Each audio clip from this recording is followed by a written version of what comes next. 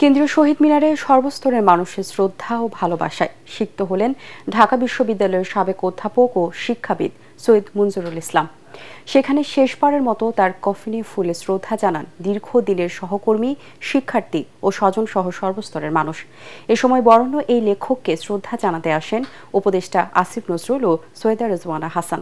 তারা বলেন, শিক্ষাবিদ সৈয়দ মঞ্জুরুল ইসলামের চলে যাওয়া সাংস্কৃতিক অঙ্গনে অনেক বড় শূন্যতা তৈরি হবে। খায়রুল ইসলামের রিপোর্ট।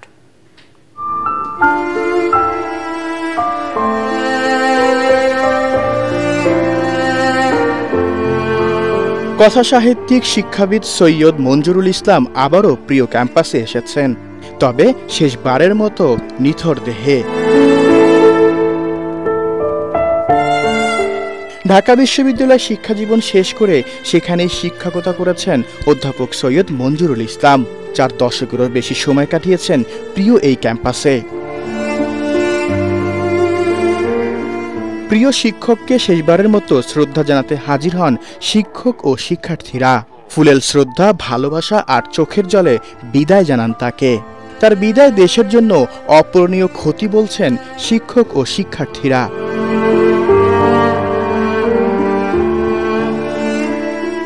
স্যারের স্মৃতি, স্যারের অবদানকে মাথায় রেখে আমি সামনের পথটুকু চলতে চাই। স্যার সবসময় থাকবেন আমার সাথে। নাম যশের দিক থেকে তিনি প্রথিত যশা, তিনি স্বনামধন্য একজন শিক্ষাবিদ, সাহিত্যিক, গবেষক। যে ইংরেজিতেও তার ব্যুৎপত্তি আর বাংলাতেও সে একটা নতুন, সে বলা যায় যে একটা খুবই সাধু। এই শূন্যতা সহজে কেটে উঠবে এটা বলা যাবে না। সকাল 11টায় কেন্দ্রীয় শহীদ মিনারে নেওয়া হয় তার মরদেহ। তাকে শেষ বিদায় জানাতে বৃষ্টি উপেক্ষা করে ছুটে আসেন সহকর্মী ও শুভানুধ্যায়ীরা। এইভাবে একে একে আমাদের বাতি ঘরগুলো নিভে যাচ্ছে। আমার ভাই আসলেও একজন ভালো শিক্ষক তো ছিলেনই, তার সাথে সাথে তিনি সকলের প্রাণের মানুষ ছিলেন। সরকারি বেসরকারি শিক্ষা প্রতিষ্ঠান ছাড়াও তাকে শ্রদ্ধা জানান বিভিন্ন রাজনৈতিক দলের নেতারা। আসেন আইন ও পরিবেশ উপদেষ্টা।